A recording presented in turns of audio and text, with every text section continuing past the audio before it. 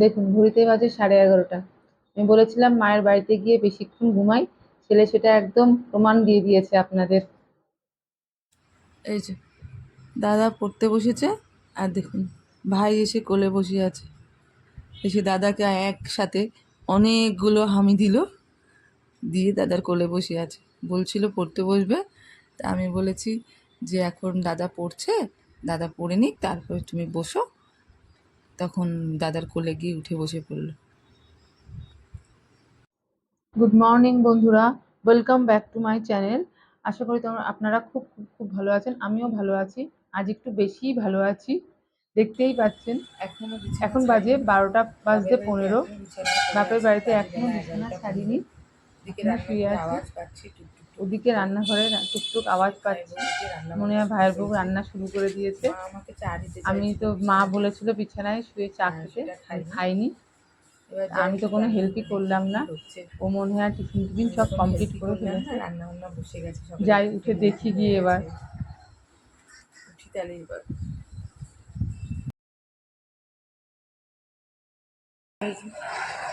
মা বসে আছে চাচু খেয়ে। ওই যে আমাদের বাড়ির গিন্নি, সে রান্না বান্না শুরু করে দিয়েছে, আমি তো কোনো হেল্পই করলাম না। কি রান্না করলি আজকে? ব্রেকফাস্টে কি হয়েছে? ফাঁকা করাই মানে প্রিপারেশনটা অন্য কোথাও আছে। ওই যে এইখানে আসল রহস্য লুকিয়ে রয়েছে। এটা কি ধোসা? না, তাহলে ডালিয়া। ও আচ্ছা আচ্ছা, ডালিয়া রান্না হবে, তাই জন্য প্রিপারেশন রেডি। এখানে জল গরম করতে বসিয়ে দিয়েছে। আমার চা কই? সকালবেলা আমি দুধ চা না রচা।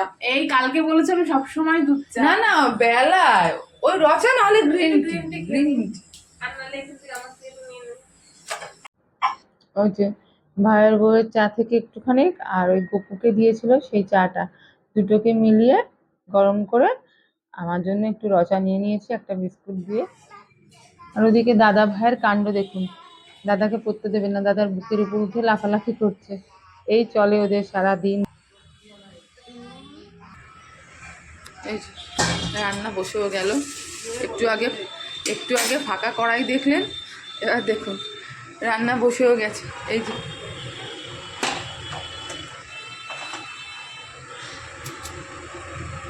ডালিয়া বসে গেছে, এবার সিটি ওঠার অপেক্ষা কয়েকটা, তারপরেই রেডি ডালিয়া। হেভি বানায় ও ডালিয়াটা, সব রান্নাই হেভি বানায়। ওই যে এবার গরম জল দিচ্ছে। এতটা জল আছে আর লাগবে? পাতলা পাতলা মা হলি বলে পাতলা পাতলা পাতলা। আমি এই জলের পরিমাণটা না বুঝতে পারি না, জানি না কি হবে। এটা একটু ভালো করে দেখতে হবে। আমি জানি না, আন্দাজের মারেই দিলাম। বাড়ি থেকে একটা স্পেশাল মানুষের জন্য পায়েস বানিয়ে এনেছিলাম, আপনাদের বলেছিলাম। এই যে আমার স্পেশাল মানুষটি, সে খাচ্ছে আর থামস আপ দেখাচ্ছে। আমার হাতেই খাবে বলল, তাই খাইয়ে দিচ্ছি। আর ও গেম খেলছে। ওই সেদিন বলেছিল পিপিতা পায়েস আনবে, তাই জন্যই বানিয়ে আনলাম। খুব ভালো খেয়েছে বললো আমাকে। টিফিন খেয়ে দাদা ভাই দুজনেই এবার গেছে বিছানায়। দাদা আবার বই নিয়ে বসেছে, কিন্তু ভাই সেই দাদার মানে একদম গায়ের সাথে লেগে কোলের কাছেই বসে আছে। যতক্ষণ না দাদার পড়া শেষ হবে ওর সাথে খেলবে, ওর শান্তি হচ্ছে না। আজ দুপুরবেলায় এই যে রান্না করেছে আমার ভাইয়ের বউ, ভাত, মাছের মাথা দিয়ে পুঁই শাকের ঘন্ট, আর পমফ্রেট মাছের সর্ষে বাটার ঝোল। আর এটা হচ্ছে আমার ভাইপোর জন্য আলু ভাজা ছিল, ও খাওয়া হয়ে গেছে। এটা গপুকে দিয়েছে, মানে গোপাল ঠাকুরকে খেতে দিয়েছে। আর ওদিকে আমার ছেলে খাচ্ছে, ও একটু টিভি দেখতে দেখতে খায়। আর ভাই আবার সেই পাশেই বসে আছে খেলনা নিয়ে হাতে। ভাইয়ের বউও ভাত নিয়ে নিয়েছে, ওকে এবার জিমে যেতে হবে, তো তাই 2 ঘন্টা আগে খাওয়াটা শেষ করতে হয়। মা ওদিকে মাথায় হেনা মেখে বসে আছে, আমিও মেখে নিয়েছি হেনা। অনেকদিন বাদে আজকে একটু সুযোগ হলো। এই যে এখন 8 ঘন্টা ওয়েট করতে হবে, সেই সুযোগে ভাবছি ঘরগুলো মুছে ফেলবো। দুজনে মেখে এখন 8 ঘন্টা হওয়ার ওয়েট করছি। স্নান করে চলে এলাম, মার আগেই স্নান হয়ে গেছিল। মা স্নান করে এসে একটু বিছানায় শুয়ে পড়েছে, আমার চান হয়ে গেল। এবার মা মেয়ে খেতে বসবো, অনেকটাই দেরি হয়ে গেছে। কি বলবো খাই কাটাকাটি আমাদের ঠিক আছে বুঝে ও আচ্ছা,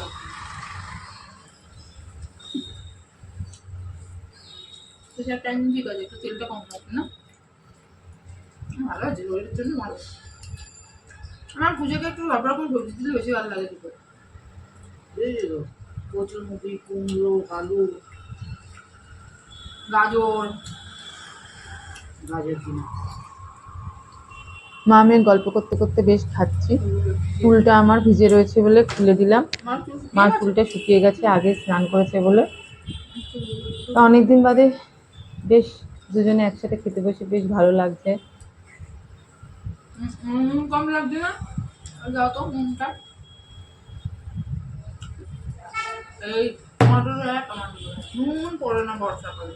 বর্ষাকালে নুন ভিজে যায় না মাছের মাথা দেওয়া আছে তুই সাথে হুম, এই যে দিয়েছো আমাকে, এত বড় একটা মাথা। কি কপাল করেছি বলুন, সকালবেলা দেরি করে উঠলাম, উঠে বানানো টিফিন খেলাম, চা খেলাম, কাজের মধ্যে কাজ, একটু ঘরটা মুছলাম, মুছে স্নান করে আবার বসে গেছি বানানো খাবার খেতে। এই হচ্ছে মার বাড়ির সুখ। খেতে খেতে পাড়ার আশেপাশে সবার কিছু ঘটনা, কিছু কথা, কিছু সেগুলো মা একটু বলছে।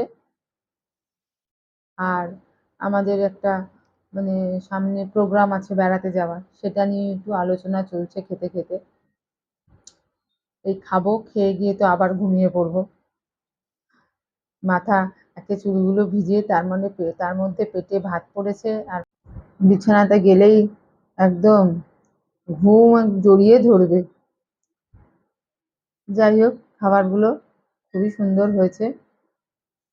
নিজে রেঁধে রোজ খেয়ে খেয়ে না আর ভালো লাগে না। হাত বদল হলে না খাবারের স্বাদ যেন আরো দ্বিগুণ হয়ে যায়। তা ওদিকে পুচকে দুটো এখনো ঘরের মধ্যে একসাথে, আর যে আওয়াজ পাওয়া যাচ্ছে পিছনে লাগছে বড়টা ছোটটার, আর ছোটটা চিৎকার করে করে উঠছে। এদিকে দাদাকে ছাড়াও চলবে না, আবার দাদা পিছনে লাগলে যায় রেগে। যাক, আমাদের ওই পুঁইশাক খাওয়া হয়ে গেল, মা এবার মাছ তুলে দিচ্ছে। পমফ্রেট মাছ আমার খুব পছন্দের মাছ, আর সর্ষে বাটা দিয়ে সত্যি পমফ্রেট মাছের একটা আলাদা স্বাদ। কিন্তু বেশিরভাগ সময় ওদের বাড়িতে পমফ্রেট মাছের শুকনো শুকনোই ঝোল হয়, আমরাই বরঞ্চ বাড়িতে পাতলা ঝোল খাই, কারণ আমার বাড়ির ছেলে আর বর ওদের একটু ঝোল লাগে। ওরা আবার মারা আবার একটু শুকনো শুকনো মাখা মাখা পছন্দ করে। কিন্তু আজকে পাতলা ঝোলটা করেছে, মা ওরম ঘন ঝোল না পছন্দ করে না, সেজন্য আজকে একটু পাতলা ঝোলই করেছে ভাইয়ের বউ। মাছে যদি স্বাদ থাকে তাহলে পাতলা করুক আর মাখা মাখা করুক, যাই করুক, সবেতেই খেতে ভালো লাগে। তা আজকের ঝোলটা সত্যি খুবই ভালো হয়েছে, হালকার মধ্যে। তা আমাদের দুজনেরই খাবার প্রায় শেষ পর্যায়ে চলে এসছে। এইবার মনে হচ্ছে একটুখানি চাটনি বা আচার হলে ভালো হতো। বাইরে আবার বৃষ্টি নেমেছে। এই বৃষ্টিটার কোনো ঠিক নেই, একবার একদম মানে ঝলমলে রোদ্দুর উঠছে, আবার পরক্ষণে বৃষ্টি। এই বলে না শিয়ালের বিয়ে, রোদ্দুরও রয়েছে, এদিকে বড় বড় ফোঁটা বৃষ্টি হচ্ছে। এরকম যে কতবার হলো সারাদিনে। বাড়িতে একটা আচার আছে, মিষ্টি আমের ওই কাসুন্দি, মানে ওইটা খাবার পর আমাদের আচার না হলে ওখান থেকেই ঢেলে ঢেলে ঢেলে ঢেলে খাওয়ার পর নিয়ে নেওয়া হয়। এখন সেটা একদম তলানিতে এসে ঠেকেছে। এবারে ডাকবো মৌকে একটু আচার দেওয়ার জন্য। লাস্টে খাওয়ার পর একটু আচার না হলে না ঠিক যেন জমে না। হ্যাঁ, কিন্তু ইলিশ মাছ খাওয়ার পর আমি আচার খাই না। ইলিশ মাছের গন্ধটা আমার মুখে বেশ থাকবে, ওইটা আমার খুব ভালো লাগে। হয়তো আমাকে পাগল ভাবছেন আপনারা, কিন্তু না, আমি যে ইলিশ মাছের কি ভক্ত সে আপনাদের কি বলবো। আমি পারলে হাতটাও না ধুই, কিন্তু মুখে আমি অন্য কিছু আর দেব না। অন্য সব যে কোনো খাবার খাওয়ার পর আমার চাটনি হলে খুবই ভালো হয়, যে ইলিশ মাছের পর আমি আর চাটনি খাই না। আর মা আবার অতটা ইলিশ মাছের ভক্ত না। মা ভাই, মার খালি বলে ইলিশ মাছ খেলে ঢেকুর ওঠে, কিন্তু আমরা আর সবাই মা আর ভাই বাদে ইলিশ মাছ খুবই ভালো খাই। আমার ছেলেও দেখছি যে খুবই ভক্ত হয়েছে ইলিশ মাছের, তারপরে হচ্ছে চিংড়ি। এই যে আমরা এখন ওই পাড়ার কোনো একটা টপিক নিয়েই কথাবার্তা বলছিলাম। বোঝেনি তো, মা মেয়ে পাশাপাশি হলে যা হয়, এই সুযোগ তো আর সহজে মেলে না। প্রায় 1 মাস 1.5 মাসের কাছাকাছি কেটে গেছে, তারপরে এলাম বাড়িতে আবার। আপনারা ভাবছেন যে 1.5 মাসটা কোনো ব্যাপার? আমাদের কাছে ব্যাপার, আমার আর আমার ছেলের কাছে। বলেছি না আপনাদের, মাসে অন্তত একবার আমরা যাবই, না গেলে আমাদের মনে হয় পেটের ভাত হজম হচ্ছে না। ভালো হয়েছে একদিকে কাছাকাছি থাকে, তাই এই সুবিধাটা পাই, কিন্তু দূরে থাকলে তো আর এটা হতো না। এই যে আমাদের বান্ধবী, ওরা ওদের বাপের বাড়ি যেতে পারে না, কারোর বর্ধমান, কারোর বাংলাদেশ, মানে বছরে কি 3-4 বছরেও মনে হয় যায় না, কারোর আবার কোথায় শিলং। তা আমারটা শুনে ওরাও বলে যে সত্যি তোমার ভাগ্য ভালো, মাঝে মাঝেই মাকে দেখতে পাও। সত্যি কথা, এখানে আসলে আমার দিনটা একদম অন্যরকম যায়। গল্প, আড্ডা, খাওয়া দাওয়া। আরে পমফ্রেট মাছের একটা ঢেড়া মাছ হয় না? এলা ঢেড়া না কি একটা বলে, পমফ্রেটের মতো দেখতে। বাইরে কাটে না না, পুরো পমফ্রেট, কিন্তু কি জানো মাছটা আগের দিনে বাজারে দেখলাম। একজন সবার কাছে মোটামুটি পমফ্রেট, আর একজনের কাছে রয়েছে পমফ্রেটের মতো দেখতে, কিন্তু পমফ্রেটের গায়ে যেমন চকচকে তেল তেলা, পুরো অত চকচকে না, একটা হালকা কেমন যেন হালকা কালো মতো আছে। আলু কালো না না, মাছটা পুরো এরকমই, কিন্তু গায়ের তেল তেলে ভাবটা এর মতো নয়, আর এতটা চকচকে নয় মাছটা। কি যেন নাম মাছটা। আপনারা নামটা জানলে অবশ্যই আমাকে কমেন্টে জানাবেন, কারণ বাজারে গেলে অনেক সময় পমফ্রেট মাছ কিনতে গিয়ে ঠকে যেতে হয়। এত ভালো হয়েছে ঝোলটা যে মাও চাটতে শুরু করে দিয়েছে, আমিও ছাড়বো না। আমিও লাস্টে ভালো ঝোল হলে সে যে কোনো মাছ বলুন মাংস বলুন, ওই ঝোলটা লাস্টে চেটে চেটে আমি খাই।